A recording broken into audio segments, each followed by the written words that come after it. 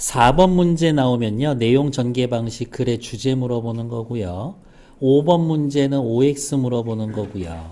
6, 7번은 내용 정의하는 거고 8번도 따지면 바탕으로 보기를 이해하라 라고 해놨지만 실제로는 OX 문제입니다. 한 장 더 넘기면 있는 9번 문제는 어휘 문제니까 자 문제 한번 풀어보세요 이라고 해서 제가 시간 드리면 9번 문제 먼저 손 대고 오셔야지. 시작합시다. 특허 제도는 단어 뜻 설명해 줄 건가 봅니다.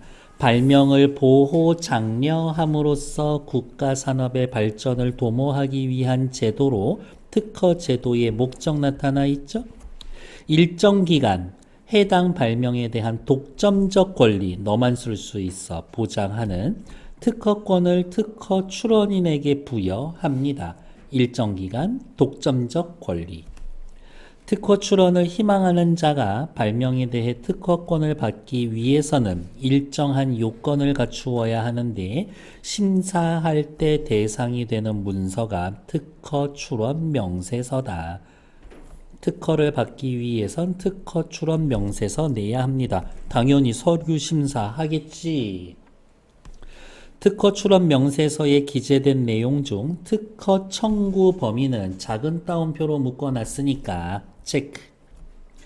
특허 출원인이 특허권으로 보호받고자 하는 사항, 즉 권리 범위를 명확하게 해줍니다. 이 항목은 예를 들면 심장병에 기가 막힌 약이 하나 나왔어.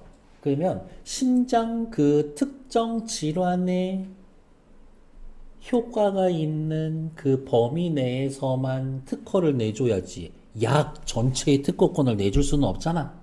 이렇게.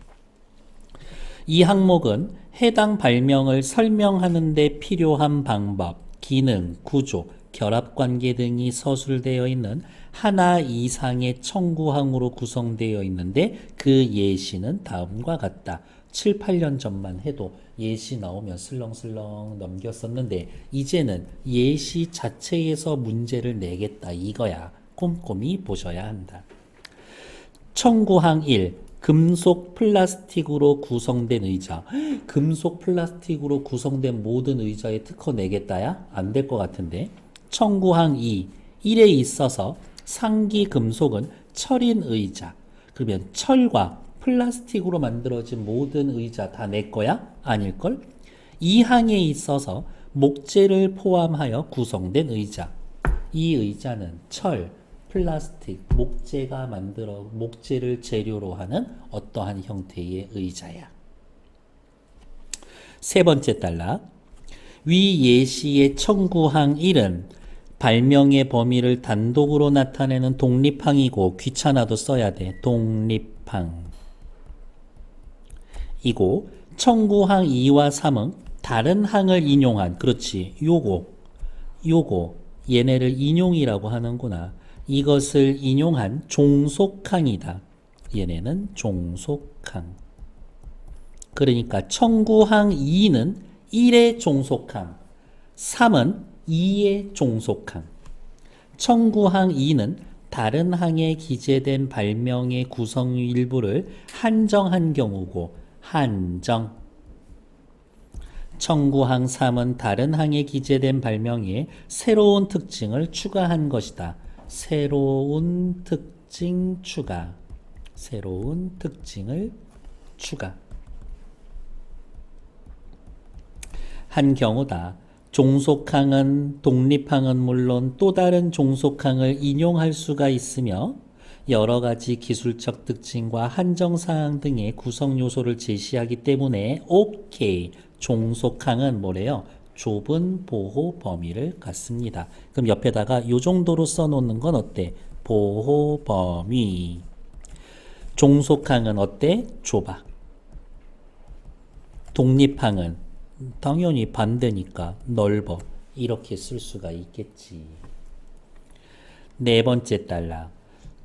특허 청구 범위는 특허 심사를 위한 발명을 널리 알려진 선행 발명과 비교하여 특허의 성립 요건인 신규성과 진보성을 판단하는 기준이 됩니다. 특허 청구 범위는 신규성과 진보성을 판단하는 기준이다. 이 요건들을 특허 청구 범위에 기재된 발명의 내용과 선행 발명을 비교하여 심사할 때 신규성은 선행 발명과의 동일성 여부를 판단하고 진보성은 선행 발명으로부터 용이하게 발명할 수 있는지 여부를 판단하는 것이다. 됐나요? 그러면 신규성 있어야겠고 진보성 있어야겠지. 다섯 번째 단락.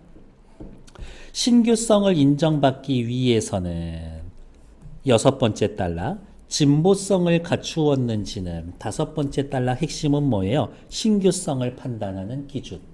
여섯 번째 단락은 진보성을 판단하는 기준. 각각을 나눠서 설명해 주고 있지. 단독 지문이거나 다섯 번째, 여섯 번째 단락 묶어서 하나로 물어보겠구나. 보통은 묶어서 물어보지. 발명의 구성 요소가 선행 발명의 구성 요소에 포함되어 완전히 일치하는 물리적 동일성뿐만이 아니라 발명의 효과면에서 선행 발명과 유사함을 의미하는 실질적 동일성도 부정되어야 한다. 아우, 모르겠네. 물리적으로 완전히 똑같으면 안 돼. A라는 물건이 있었어. 이거를 계량하고 어쩌고 저쩌고 바꿔서 B라는 거를 만들었지. 그러면 A하고 B는 물리적으로 달라야 돼. 그래야 신규성이 인정돼. 실질적 동일성도 부정돼야 돼. 생긴 거나 모양, 재질은 다를 수 있지만 실질적으로 달라야 돼. 이러한 것들. 이에 따라 특허 청구 범위에 기재된 발명의 구성 요소가 상위 개념이고 선행 발명의 구성 요소가 하위인 경우 동일성이 있는 것으로 판단해 신규성이 부정된다. 옆에다가 헷갈리니까 이렇게 쓸게요. 신규성이 부정되는 경우 언제 부정이 됩니까? 기재된 발명의 구성 요소가 상위, 새 것이라고 할게요. 새 것이 상위고 선행 발명의 구성 요소가 하위인 것, 선행, 옛날 거가 하위 개념일 경우에는 신규성이 부정이 된다고. 됐을까? 더 쉽게 풀어서 얘기해 줄까? 요 관계.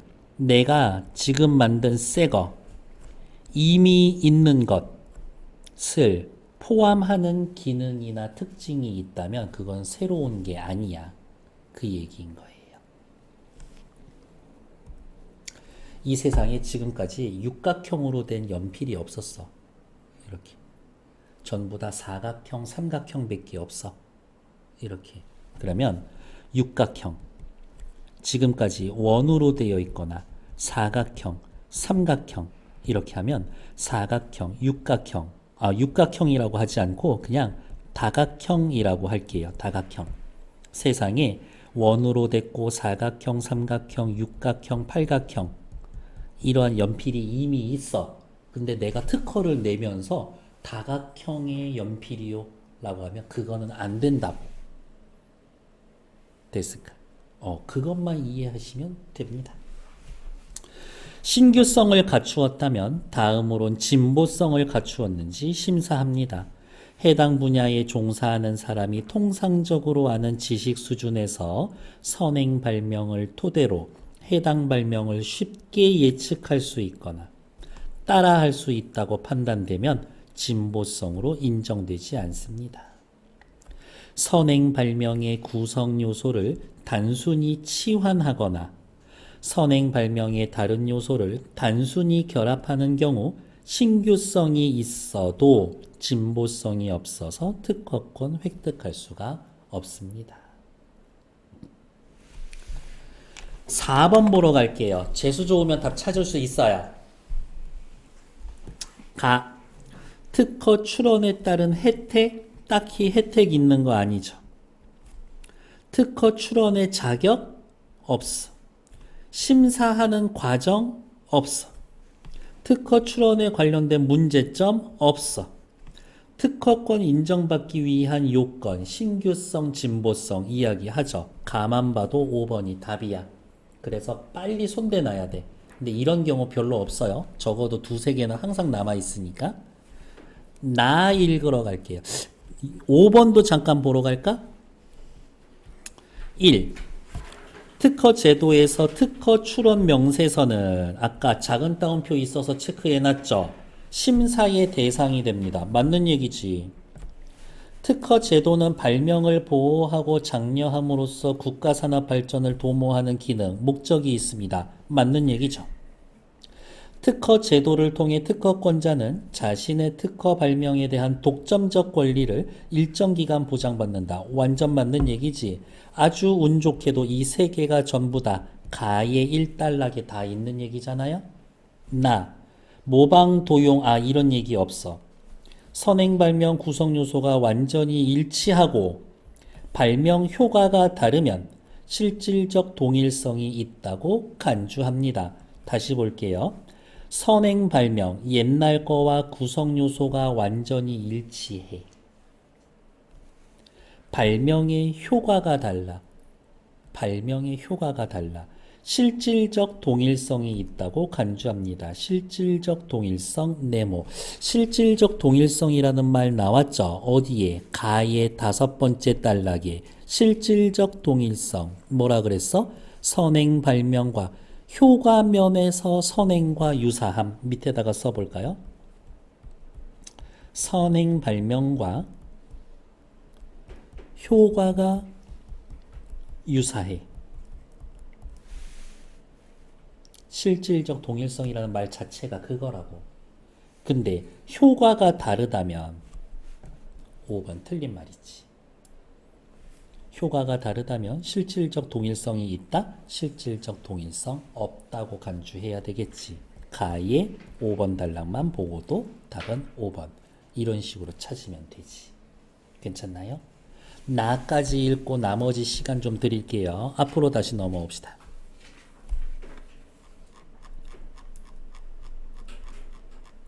나의 첫 번째, 특허권자는 특허권을 획득한 발명에 대해 독점적이고 배타적인 권리를 인정받습니다. 독점적이고 배타적. 아무도 못 써. 정당한 권한이 없는 자가 자신의 특허권을 침해한다고 판단할 경우 특허 제도를 통해 그 권리를 보호받을 수 있습니다. 그 권리, 독점적이고 배타적인 권리. 특허권은 일반적인 사물과 달리 형체가 없어서 모방과 도용이 쉬워. 특허권, 모방과 도용이 쉬워. 침해 사실을 발견하기 어렵기 때문에 특허 제도에서는 직접 피해뿐만이 아니라 앞으로 침해가 예상되는 행위 역시 간접 침해도 규정해서 특허권 침해로 보호받고 있습니다. 이거랑 합쳐서 뿅 하고 만들어낸 얘를 특허권으로 보호하고 있어. 근데 이상해. 저 공장에서 자꾸 이거랑 이거 계속 만들고 있어. 이렇게. 이 조립은 엄청 간단해. 사람 손으로 이렇게 끼우기만 해도 된다고 쳐. 그거 못하게 해줄 거라고. 직접 침해란 발명의 권리 범위에 속하는 발명을 특허권자의 허가 없이 상업적으로 만들어서 파는 것이다. 도윤이 괜찮아? 괜찮아라는 얘기를 못 들으면 자고 있는 거죠. 기존 특허 발명을 침해했는지 판단을 받는 확인 대상 발명이 특허권을 침해하였는지 증명하기 위해선 확인 대상 발명, 이건 더 쉬운 말로 이야기하면 내 거 침해했는데 왠지 내 특허권 침해한 듯, 그러니까 저거 침해했는지 아닌지 심사해 주세요. 이에 대해서 특허권을 침해했는지를 증명하기 위해서는 먼저 기존 특허 발명의 특허 청구 범위를 확인하고 1. 해석하여 2. 특허권자의 권리 범위를 확정해야 한다. 3. 이렇게 특허권자의 권리 범위를 해석할 때 적용되는 원칙으로는 구성요소 완비 원칙과 균등론의 원칙이 있다. 누가 봐도 얘네 두 개 따로 확인해야죠. 구성요소 완비의 원칙, 균등론의 원칙. 이렇게. 그러면 냄새가 나죠? 신규성, 진보성 묶어서 한 문제. 구성요소 완비의 원칙, 균등론 합쳐서 한 문제. 이렇게 낼 거라고. 그럴 수밖에 없어, 문제가. 신규성, 진보성 묶어서 낸 문제가 6번. 그 다음 균등론 구성요소 완비 원칙 묶어서 낸 문제가 8번. 이렇게 올 거라고. 구성요소 완비의 원칙은 해당 확인 대상 발명. 저 자신 내 거 침해한 것 같은데 확인 좀 해주세요. 기존 특허 발명의 특허 청구 범위에 기재된 구성요소를 전부를 실시하는 경우에만 특허권자의 권리 범위에 속한다라는 원칙이다. 예를 들어서 이제 잘 보셔야 돼요. 기존 특허 발명이 X 더하기 Y야. 확인 대상 발명에서 X만 만들거나 Y만 만들거나 X 만들고 Y 대신하거나 침해로 인정하지 않지만 X 더하기 Y를 실시하거나 X 더하기 YZ는 침해로 인정합니다. 옆에다가 그냥 이렇게 쓰시면 보기 훨씬 쉬워. 특허를 받았어. 뭐라고? X 더하기 Y라고. X만 만들었어. 오케이. Y만 만들었어. 오케이. X 더하기 Y 대시 Y 다시 오케이. X 더하기 Y 안 돼. X 더하기 Y 더하기 Z 안 돼. 요거 생각하시라는 거지. 괜찮나요? 지우개 달린 연필 있죠? 이거 특허예요. 연필만 만들. 지우개 더하기 연필이야. 그래서 연필 달린 지우개야. 지우개만 만들어서 파는 거 괜찮아. 특허 침해 아니야. 연필만 만들어서 침해 아니야. 만들어 팔 수 있어. 지우개 끝에다가 뭐 예를 들어서 뭐를 달까? GPS를 달았어. 뭐 그럴 일은 없겠지만 지우개에다가 GPS 달았어. 괜찮아. 근데 지우개에 연필 붙이면 안 돼. 지우개에 연필 붙이고 거기 뒤에다가 GPS 붙였어. 그거 안 돼. 그 얘기인 겁니다. 그런데 이 원칙에는 확인 대상 발명이 기존 특허 발명의 본질적 기능을 유지한 채 부차적 요소만 변경하거나 삭제하는 경우는 특허권 침해가 인정되지 않는다라는 문제가 있습니다. 이러한 문제점이 있음. 문제점은 확인해둬야 되겠지. 다음 균등론에 관련돼서 어디가 있을까? 네 번째 단락이죠. 이거 여기 세 번째고 이러한 문제를 보완하기 위해 적용하는 게 균등론의 원칙입니다. 이 원칙에 따르면 발명 대상, 확인 대상 발명이 X 더하기 Y 다시로 실시된 경우 아까까지만 하면 OK였지. 기존 특허 발명의 구성 요소를 완전히 일치하지 않더라도 Y와 Y 다시의 원리의 효과가 동일하면 Y와 Y 다시를 균등한 것으로 보기 때문에 발명 침해라고 봅니다. 자, 위에 다시 볼게요. 구성요소 완비의 원칙에 의해서 X 더하기 Y 다시 괜찮아. 근데 Y랑 Y 다시가 너무 비슷해? 그러면 X 더하기 Y 다시 안 돼. 이거 이야기입니다. 됐을까? 연필에 지우개 붙였는데 이 지우개 대신 뭔가 다른 거 붙여놨는데 그게 지우개랑 동일한 기능을 해. 그러면 그거 안 된다고. 다섯 번째. 간접 침해는 다른 색으로 할까? 간접 침해는 직접 침해는 아니지만 내비뒀으면 침해가 예상되는 행위.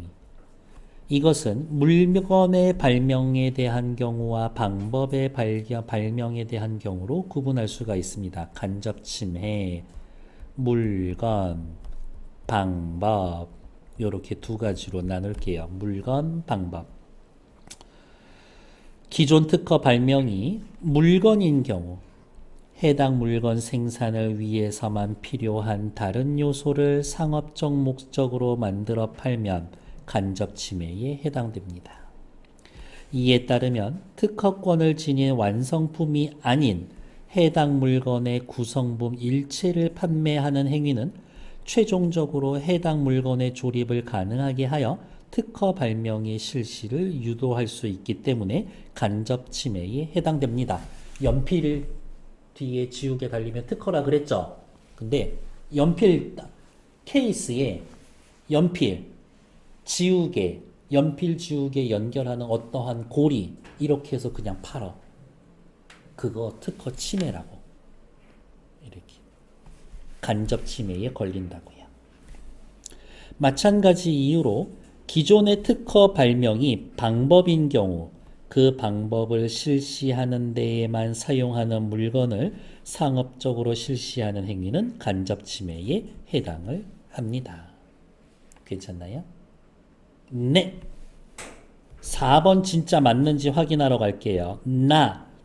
특허 침해 여부를 판단할 때 작용하는 원칙 2개, 구성요소 완비의 원칙, 균등론 2가지 얘기해줬죠? 확실히 5번 정답.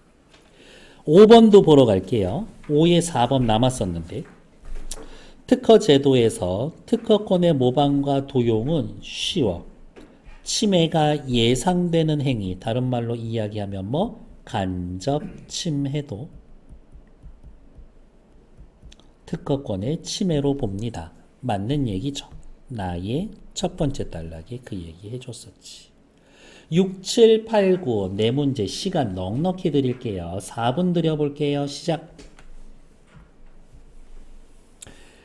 갑은 아래의 특허 출원 명세서에 한 것과 같이 특허권자입니다. 목재로 만들어진 연필, 특허 청구 범위 A, 권리를 보호해주기 위한 거잖아요. 6의 1번, 연필에 대한 권리 범위를 명확하게 해줍니다. 아주 잘했어. 청구항 1, 목재로 만들어진 몸체, 상기 몸체의 내부 중앙이 형성된 흑심을 포함하는 연필.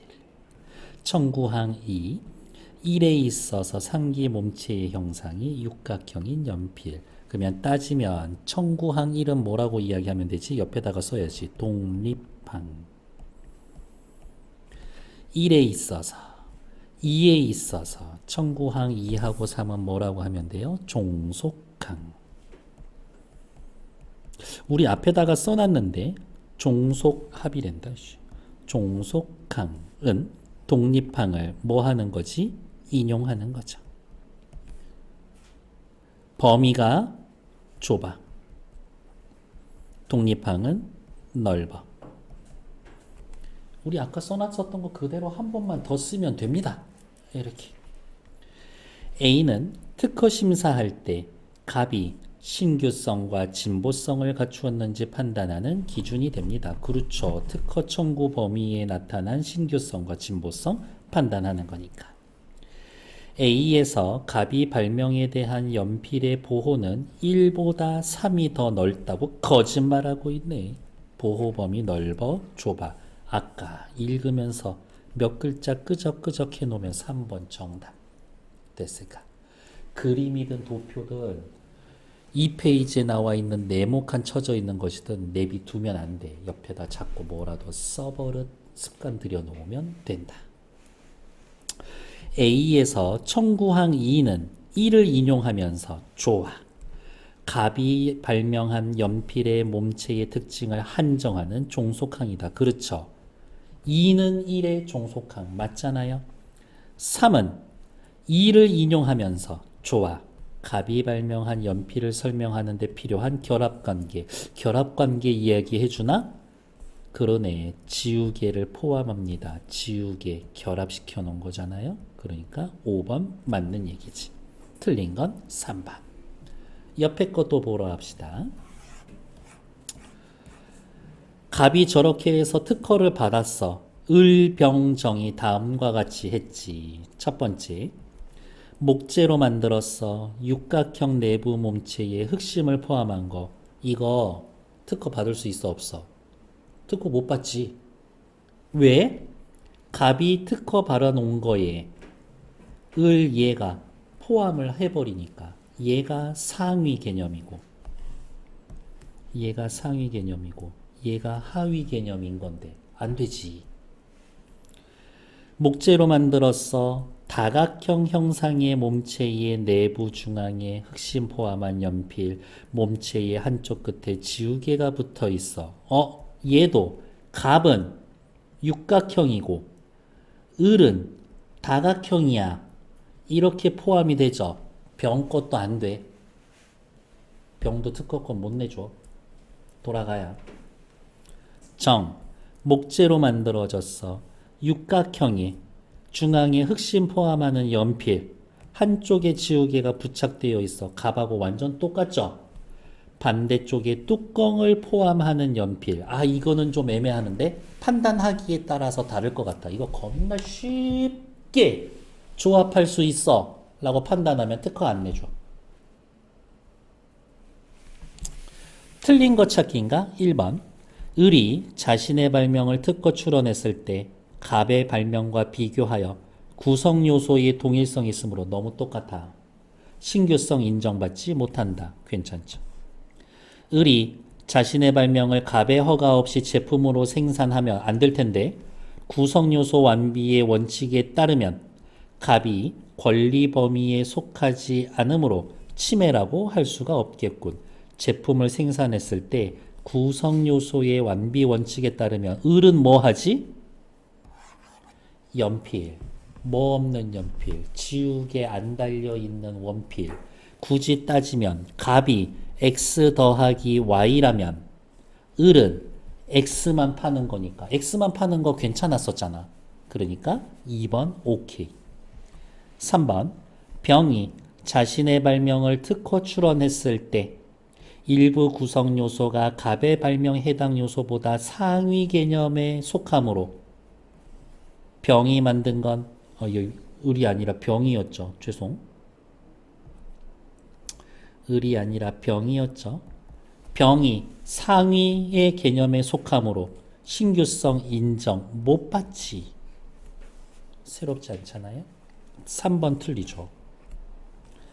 병이 자신의 발명을 갑의 허가 없이 제품으로 생산했을 때 균등론의 원칙에 따르면 갑의 발명과 비교하여 원리와 효과가 동일한 경우 이렇게 판단한다면 침해지. 괜찮아.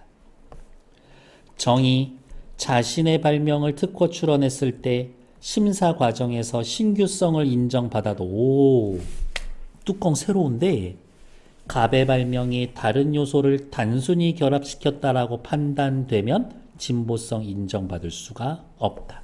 이건 이 정도는 단순 결합으로 못 보지 라고 한다라고 하면 특허 날 수도 있을 텐데 이렇게 틀린 건 3번. 소매업자 A는 자전거의 완성품에 특허가 등록되어 있자 완성품으로만 조립할 수 있도록 해당 자전거의 구성품 일체를 세트로 구성해서 판매했습니다. 이거 안 될 텐데, 그쵸? 아까 이야기한 것처럼 연필, 지우개, 연결고리 이렇게 따로따로 세트로 박스에 넣어서 파는 거 안 된다고 했거든. 1번 사례 1은 A가 자전거의 완성품을 판매한 게 아니니까 직접 침해는 아니야. 간접 침해는 맞지만 1번 오케이. 2번 최종적으로 특허 발명의 실시를 유도할 수 있기 때문에 조립하면 특허품 나오니까 간접 침해에 해당할 수가 있다. 간접 침해 맞죠. 다음 사례 2 볼게요. 일반인 B가 특정 농약을 사용하여 해충을 제거하는 방법에 대해서 특허권을 얻은 후 농약회사 C가 해충 제거 용도로만 사용되는 이 농약을 판매할 상품으로 생산했다. 이거 안 될 것 같은데 C가 해당 농약을 생산은 하고 판매를 하지 못했다면 간접 침해에 해당하지 않는다. 간접 침해는 뭔데? 직접적으로 침해한 건 아니지만 침해할 가능성이 있으면 그것도 간접 침해라고 해서 규제하잖아요. 3번. 야, 만들어 놨으니까 언젠가든 팔려면 팔 수 있겠지. 그러면 간접 침해지. C의 행위를 그대로 방치하면 특허권 침해가 예상된다. 간접 침해다. 맞죠? C의 행위는 해당 농약으로 B가 획득한 발명을 실시한 거는 아니니까, 직접 그걸 한 건 아니니까 직접 침해는 아니다. 간접 침해다. 확인할 건 사례 1이던 2던 둘 다 간접 침해다. 아, 여러분, 침해에는 직접 침해, 간접 침해 있는데 다들 구분할 수 있습니까? 문제인 거지. 9번. 문맥상 의미가 기역과 가장 유사한 것. 기역 누군데요?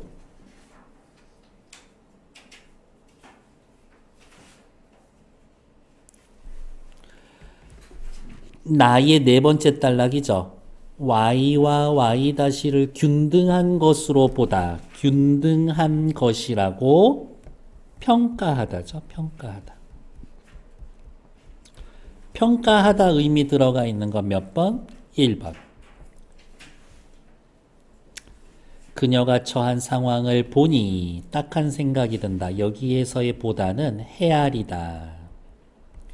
기회를 보고 천천히 부모님께 말씀드려야겠다. 기회를 살피다.